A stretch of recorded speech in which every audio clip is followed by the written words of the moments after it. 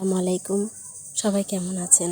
এই একটা জায়গায় আসলেই আমার রান্নাবান্না কোনো কিছুই ঝামেলা থাকে না, আর দিনবেলা রান্নাও করতে হয় না। তো ডিউটিটা বেড়ে যায়, বাচ্চাদের নিয়ে ডিউটিটা বেড়ে যায়। তো এদিক দিয়ে সকাল সকাল আমার শাশুড়ি খোলা পিঠা বানাচ্ছে। এই তো নোয়াখালীর সেই বিখ্যাত কুখ্যাত খোলা পিঠা, আর এটা খেতে আমার এত ভালো লাগে, বিশেষ করে মাংসের ঝোল দিয়ে। তো আজকে মাংসের ঝোল ছিল না, ভাজি ছিল। এদিক দিয়ে আমার শাশুড়ি দেখেন কি সুন্দর করে খোলা পিঠা বানাচ্ছে, গোল করে ঘোরাচ্ছে। এটা আমি পারি না, অনেকবার চেষ্টা করেছি, পারি নাই। কিন্তু আমার শাশুড়ি এত সুন্দর করে বানায়, আলহামদুলিল্লাহ, মাশাল্লাহ।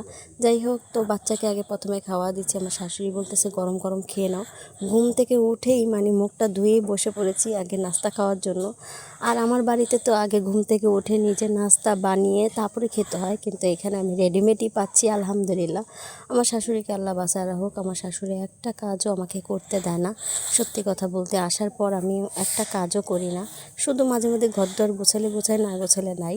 এদিকদা শাশুড়ি সব কিছু করে। তো এদিকদা খোলা পিঠা বাচ্চাকে খাওয়াইছি, তারপর নিজে খেলাম, তারপরে এই তো 1 কাপ চা খেয়ে নিচ্ছি। তো দীর্ঘ 1 মাস পর সকাল সকাল চা খাচ্ছি, আর সুন্দর একটা ওয়েদারে সকাল সকাল ঠান্ডা একটা পরিবেশে উঠানে বসে তারপরে গরম গরম চা খাচ্ছি। এটার কিন্তু মজাই আলাদা। আমার কাছে আমার শ্বশুরবাড়িটা ভীষণ ভীষণ ভালো লাগে। তো আসলেই আমি একটু 2-1টা ভিডিও করার চেষ্টা করি, কিন্তু আপনাদের সাথে রান্নাবান্না ভিডিও কোনো কিছু শেয়ার করতে পারি না, কারণ যেহেতু আমি রান্না করি না, আমার শাশুড়ি রান্না করে। তো এখানে ভিডিও করা ইম্পসিবল। আর এদিকে অন্ধকার, একটু আলো নাই যে ভিডিও করব। তো এদিক দিয়ে বাহিরে ছেলেকে নিয়ে চলে আসছি। আমার শাশুড়িকে দেখলাম কিছু কুমড়া পাতা আনছে, এগুলি বেলির ডাল দিয়ে রান্না করবে। তো ওগুলি বাঁচতেছে, সাথে মামি সহ। আর এদিক দিয়ে ছেলেকে নিয়ে বসে আছিলাম, একটু উঠানটা দেখতেছি। আর খুব সুন্দর ঠান্ডা ঠান্ডা একটা পরিবেশ ছিল। ওদিক দিয়ে দেখেন সবাই খেলতেছে। আর এদিক দিয়ে আমার বড় ছেলে ঘুমিয়ে আছিল, এখন উঠেই একদম এই তো ঘাটের পাড়ে চলে গেছে। ওর একদম কাজই এই, ডিউটি এই ঘাটের পাড়ে। আর আমার বসে থাকতে হয়, বসে বসে ওকে পাহারা দিতে হয়। কেন জানেন? এই যে আসলেই আমি ওদেরকে নিয়ে বসে থাকতে হয়, কারণ যদি একটু পড়ে যায় তাহলে একটা রিস্ক। ও তো সাঁতার জানে না, আর এদিক দিয়ে বাচ্চা কাচ্চা বোঝেনি। তো যাই হোক, এই তো আমার ছেলেকে আমাকে দেখাচ্ছে, মা পানিতে মাছ ভাজতেছে। আজকে আমার শাশুড়ি বড় একটা মাছ পেয়েছে, কালীবাউস মাছ, এটা আজকে রান্না করেছে। আর এদিক দিয়ে মাছগুলো ভেসে উঠতেছে, তো দেখা যাচ্ছে আমার ছেলেরাও দেখাচ্ছে আমাকে। তো ওদেরকে নিয়ে কতক্ষণ ঘাট পাড়ে বসে আছি, ওরা আমাকে দেখালো। তো আম্মু অনেক মাছ দেখো, মাছ ভেসে উঠতেছে। আসলে মাছগুলো ভেসে উঠতেছে, আমি দেখে তো অবাকই। আসলে আমরা ঢাকা শহরের মানুষ, তো গ্রামে আসলে একটু অবাকই হই। এগুলি আশেপাশের চিত্র দেখে এত ভালো লাগে, পরিবেশটা এত সুন্দর লাগে। আমি সব সময় আমার এই শ্বশুরবাড়ির প্রশংসা করি। গত ভিডিওতেও আপনাদের কাছে বলেছিলাম আমার শ্বশুরবাড়ি খুবই সুন্দর, খুবই সুন্দর। তো আমার ছেলেকে নিয়ে চলো, আমি বলতেছি চলো একটু হাঁটতে যাই। তো ওদেরকে নিয়ে একটু সামনে হাঁটতে যাব, আর ওদের ফুপুর বাড়িতে একটু যাব হাঁটতে হাঁটতে।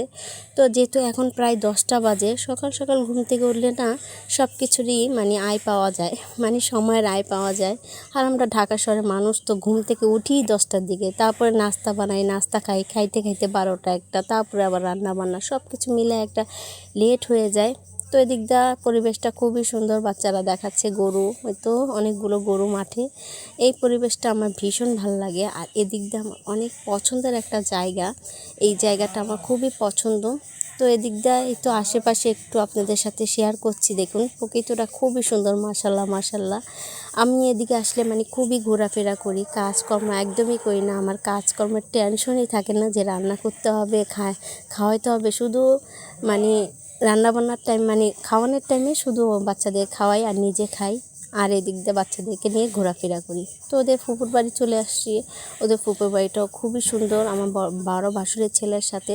তো এই তো দরজাটা লাগা দিছি, অনেক বড় একটা দরজা, লোহার দরজা। তো তো এদিক দিয়ে ওর ফুপুর বাড়িটাও দেখাচ্ছি। আশপাশটা কিন্তু খুবই সুন্দর। ওর ফুপুর বাড়ি অনেক কাঁঠাল গাছ, আম গাছ, লেবু গাছ ভরা, দেখেন খুব সুন্দর বাগান বাড়ির মতন একটা জায়গা। এই বাড়িতে আসলে আমার খুবই ভালো লাগে, শান্তি লাগে। তো ফুপুর রান্নাঘরে বসে ডাকতেছে, তো ওদেরকেও ডাকতেছে। আমি বলছি চলো যাই। তো এদিক দিয়ে আইসা বাসায় একটু কাজ করলাম। আমার শ্বশুরের ঘরটা, শাশুড়ির ঘরটা, সবার ঘরটা একটু ঝাড়ু দিয়ে নিলাম, আর লাস্ট মাসে নিজের ঘরটাও ঝাড়ু দিব। তো এদিক দিয়ে টেবিলগুলো খুবই ময়লা হয়ে আছে, তো একটু টেবিল পুছে নিয়েছি, পানি পড়ে গিয়েছে। তো আর সারাদিনই মেহমান আসতে আছে, যেহেতু ঈদের মাস, সবাই তো আসবে, হাই হ্যালো করবে। আর আমার এটা ভালো লাগে, গ্রামের পরিবেশটা খুবই ভালো লাগে আর গ্রামের মানুষগুলো ভালো লাগে যে ঈদের ভিতরে আসে যায় সালাম দোয়া করে, ভালোই লাগে, একটা আলাদা আনন্দ কাজ করে। তো শেষমেশে নিজের ঘরটাও গুছিয়ে নিলাম আলহামদুলিল্লাহ। এটা কিন্তু আমার শ্বশুরবাড়ির নিজের ঘর আর নিজের ঘরের শান্তি আলাদা। যেহেতু আমি আমার নিজের ঘরেই মানে আলাদা ঘর, তা আমার খুবই ভালো লাগে আমার এই ঘরটা আলহামদুলিল্লাহ। সবাই দোয়া করবেন আমাদের জন্য। কেমন হয়েছে জানাবেন, ভালো লাগলে একটা শেয়ার করে দিবেন। সবাইকে অসংখ্য অসংখ্য ধন্যবাদ। আসসালামু আলাইকুম।